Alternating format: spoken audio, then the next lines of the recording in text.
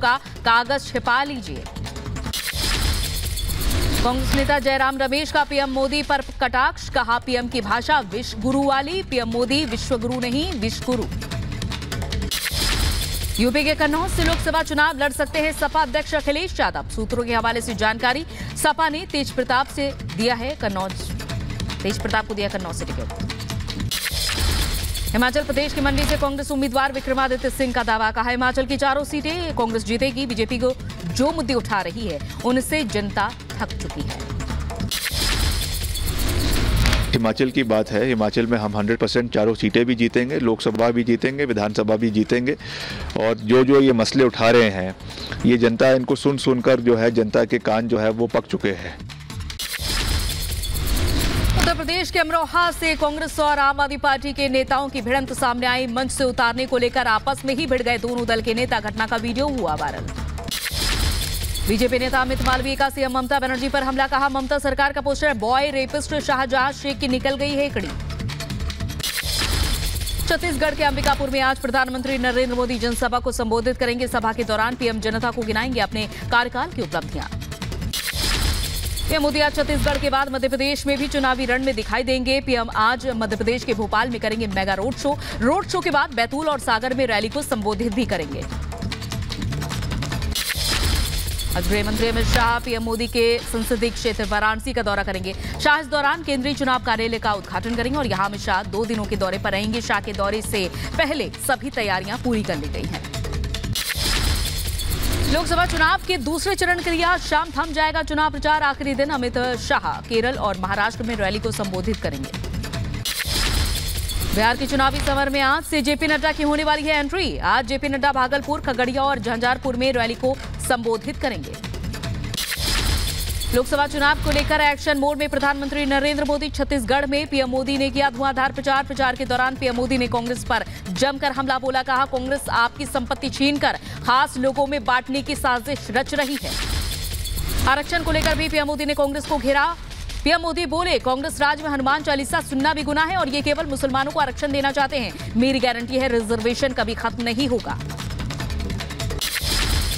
छत्तीसगढ़ में जनसभा को संबोधित करते हुए पीएम मोदी ने कांग्रेस पर एक के बाद एक हमला बोला। कांग्रेस पर पीएम मोदी ने संविधान नकारने का आरोप लगाया। कहा आज गोवा में संविधान को नकार रहे हैं, कल देश में बाबा साहेब के संविधान को नकारने का काम करेंगे। चुनावी दौर में जारी है कांग्रेस और बीजेपी में वार पलटवार का दौर। कांग्रेस के नेता विवादित बयान पर पीएम मोदी ने किया पलटवार, कहा कांग्रेसी मेरा सिर फोड़ने और मरने की माला जप रहे हैं। कांग्रेस का बयान उनकी बौखलाहट दिखा रहा है। उत्तर से लेकर दक्षिण तक बीजेपी का जारी है मेगा चुनाव प्रचार। कर्नाटक के बेंगलुरु में अमित शाह ने किया रोड शो। तेजस्वी सूर्या के समर्थन में अमित शाह ने प्रचार किया। रिपब्लिक भारत से खास बातचीत में बोले शाह। और वहीं पश्चिमी यूपी में मुख्यमंत्री योगी आदित्यनाथ ने भरी हुंकार। अमरोहा बागपत के बाद सीएम योगी ने मेरठ में दिखाई अपनी ताकत। बीजेपी प्रत्याशी अरुण गोविल के समर्थन में रोड शो किया। अमेठी में केंद्रीय मंत्री स्मृति ईरानी ने चुनाव प्रचार किया। जनसंपर्क कर जनता को गिनाई मोदी सरकार की उपलब्धियां। स्मृति ईरानी का महिलाओं संग मजीरा बजाने का एक खास अंदाज भी नजर आया। इसके साथ ही बिहार की राजनीति में छिड़ा है सियासी वार पलटवार का दौर। बिहार के डिप्टी सीएम सम्राट चौधरी के परिवार पर बयान देने के बाद घिरी लालू यादव की बेटी और सारण से आरजेडी उम्मीदवार रोहिणी आचार्य। रोहिणी आचार्य के खिलाफ बीजेपी ने चुनाव आयोग से शिकायत की। सम्राट चौधरी पर रोहिणी ने दिया था आपत्तिजनक बयान। बंगाल में भी आमने सामने बीजेपी और टीएमसी चुनावी बयानों के जरिए एक दूसरे पर किया जा रहा है चुनावी वार। बंगाल की मुख्यमंत्री ममता बनर्जी ने बीजेपी पर लगाया ना बोलने देने का आरोप। आर्थिक सर्वे को लेकर कांग्रेस नेता प्रियंका गांधी ने भी बयान दिया। राहुल गांधी के बाद उनकी बहन प्रियंका गांधी ने भी पार्टी के सत्ता में आने पर देश में फाइनेंशियल सर्वे कराने का वादा किया है। तिहाड़ जेल में बंद सीएम केजरीवाल से मिलने जाएंगे आप नेता सौरभ भारद्वाज। आज दोपहर तिहाड़ में होगी उनकी मुलाकात। दिल्ली शराब घोटाला मामले में आप नेता मनीष सिसोदिया की सीबीआई मामले में न्यायिक हिरासत खत्म होने के बाद आज राउज़नी कोर्ट में पेश किया जाएगा। राउज़नी कोर्ट में आज सीबीआई मामले में आरोपियों पर आरोप तय करने पर बहस होगी।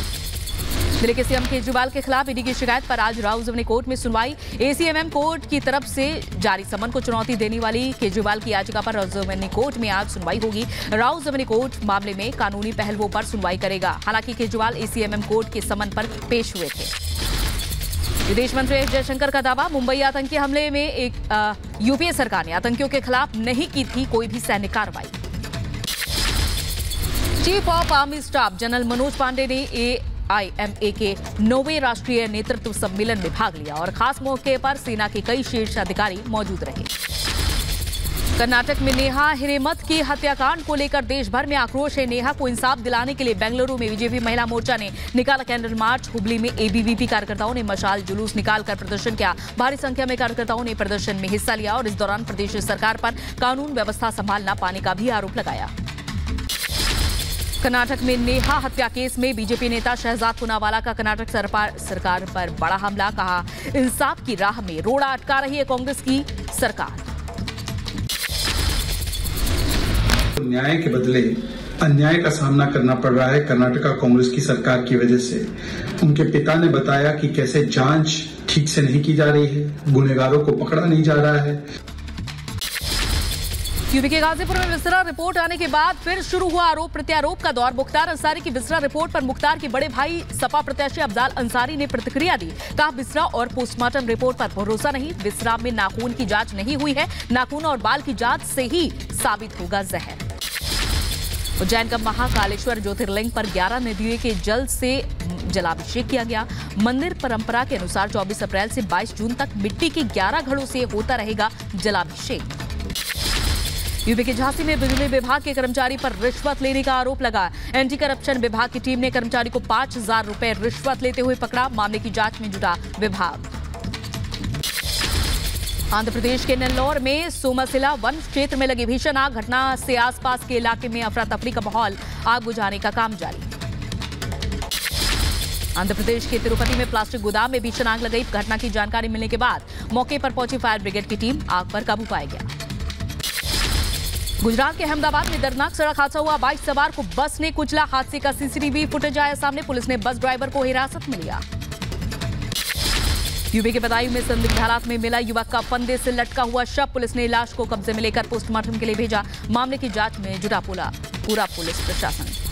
यूपी के बदायूं में बंद मकान में ताले तोड़कर लाखों की चोरी के बाद हड़कंप मचा। शादी समारोह के लिए घर से बाहर आया हुआ था पूरा परिवार। चोरी करने के बाद घर से CCTV की DVR भी ले गए चोर। यूपी के लखीमपुर खीरी में पुलिस के हाथ लगी बड़ी कामयाबी। पुलिस ने 2 शातिर बदमाशों को गिरफ्तार किया। गिरफ्तार आरोपियों से कई हजार भारतीय और नेपाली रुपए और फोन भी बरामद किए गए हैं। यूपी के मुजफ्फरनगर में पुलिस और बदमाशों के बीच मुठभेड़ हुई है। गोली लगने से 50,000 का इनामी बदमाश मोहन घायल हुआ। वहीं उसका एक साथी मौके से फरार। सहारनपुर में हुई लूट में वांछित था बदमाश मोहन।